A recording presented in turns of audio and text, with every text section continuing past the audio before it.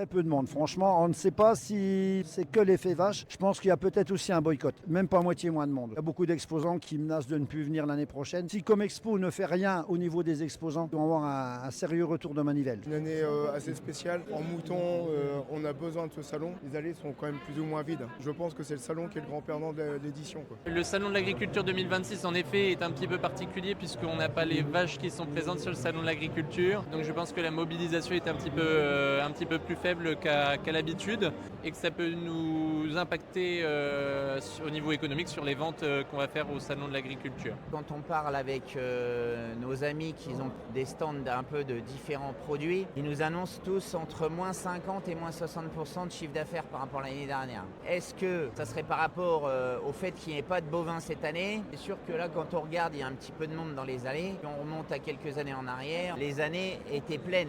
Il y avait toujours du monde dans les allées. Aujourd'hui, on voit que c'est quand même très calme.